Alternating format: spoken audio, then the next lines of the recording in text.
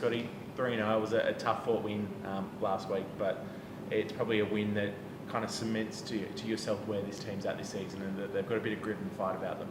I think that's the pleasing thing with it. It's easy to play good footy when you've got the scoreboard on your side, but when you haven't, that's a real test of your team. And I was really pleased with the way we were able to come back in that. And probably the first time in our history, to be honest, in our short history, that we've been able to, cop a blow and keep composure, then come back and play good footy. And it was really pleasing. Was there a moment, especially as you said, because it's the first time, when you get the 3 goals down, is that something that you've trained for this year about how to kind of wrestle back that momentum, or was it something that you've just seen the maturity and the experience of these girls that they know that, okay, we're still in this game, we know how to deal with these sorts of situations?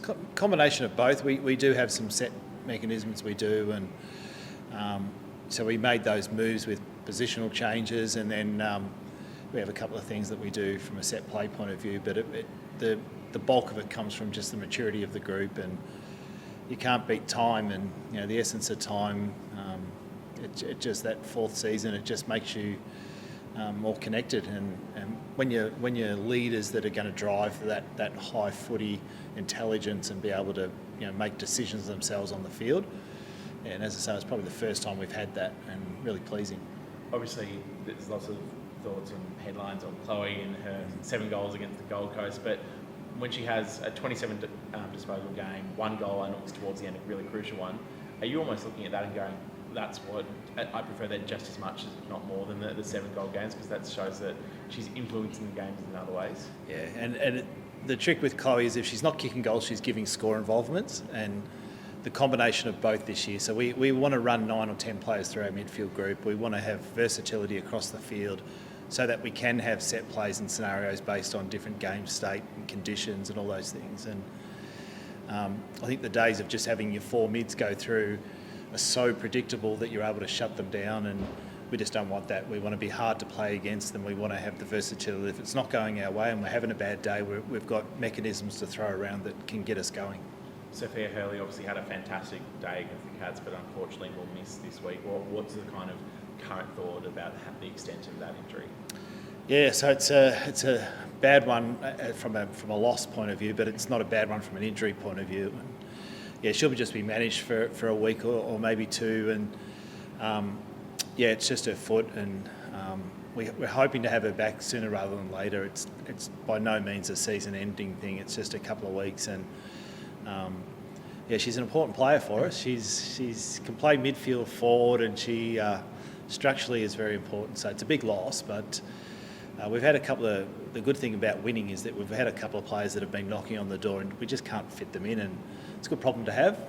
So Sarah Gronin, she will look at her today when we finalise the team. Lexi Hamilton's up for selection. Beck Privatelli. There's so many players that are knocking on the door.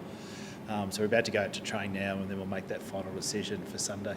What have you made of the current forward line setup, particularly the last two weeks with Martin and Reid, and kind of rotating some of those younger tools through there, and especially in terms of maybe not getting quite the number of marks inside 50 that you might have wanted last week, but still generating score chances and getting on the scoreboard?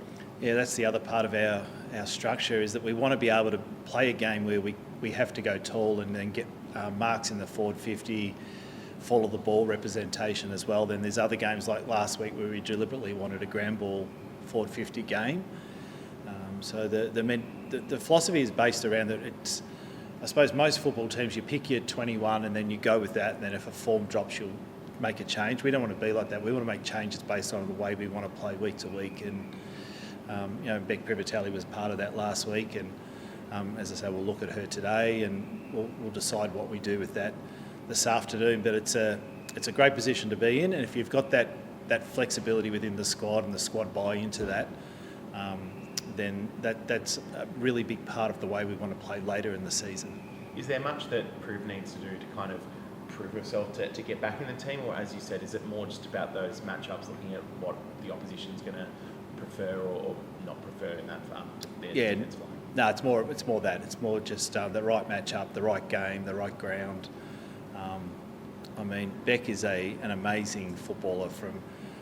If you look at the way she marks, she goes into some contest, and I don't know how she holds onto the ball. She's got people all over her. So it really just depends on how we want to play, what's going to give us the best chance to get the result on the day.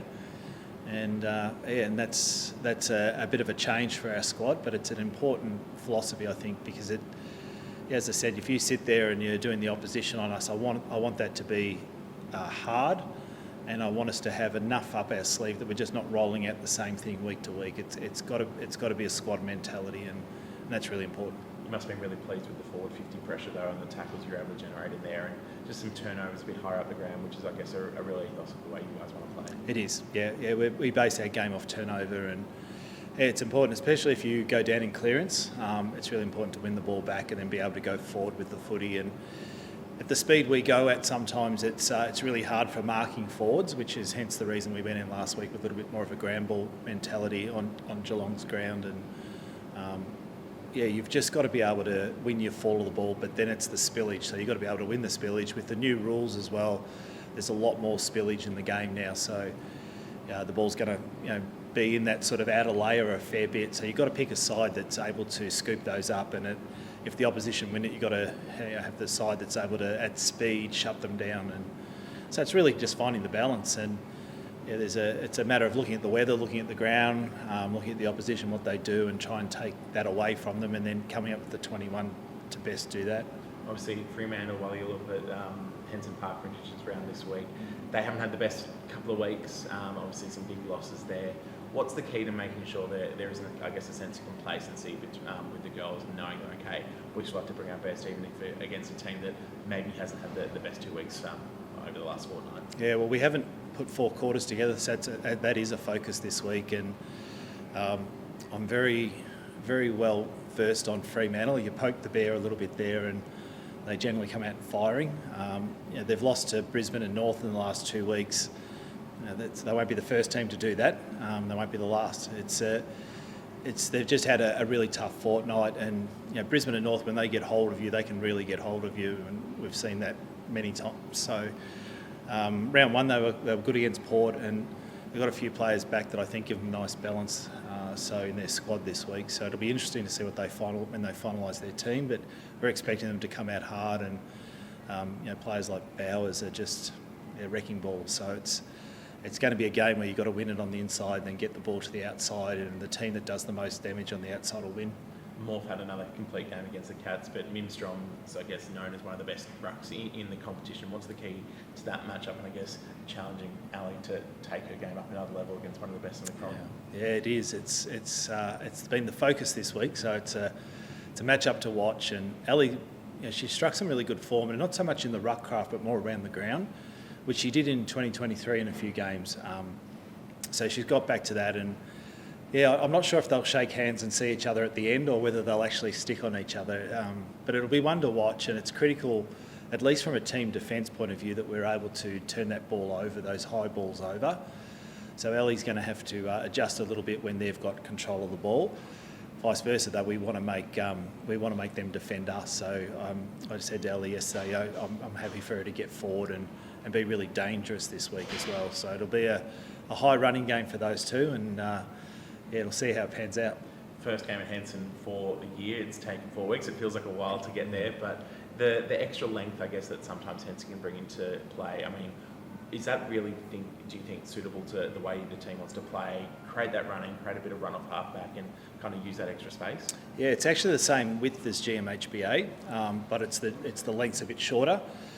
But I think it's a great size for us, particularly the way we want to play, and it's a great ground to watch footy. So I'm hopeful we can get a big crowd there. It's really important that we actually get people to the game and they support us, and that's the way the game's going to grow. If we can get crowds there, bums on seats, as they say, that'll give us more games next year. So it's really up to our supporters to get there, and our supporters are fantastic, and we realise we can only control what we can control with our support, and usually when we put the call out to get people there, it lifts the girls, and it's a great game. It'll be a great game of footy on Sunday. Nice day, it's something that we've just got to get used to in AFLW, that we really do need the support at the grounds, and there's no better oval than Henson. You can get yourself a feed on the outside, and the kids can run around on the hill, and we'll put on a good show. When you're on the sidelines, are there any of the food trucks in particular that are sticking out to you that you want to be testing Yeah, out? there's a kebab one on the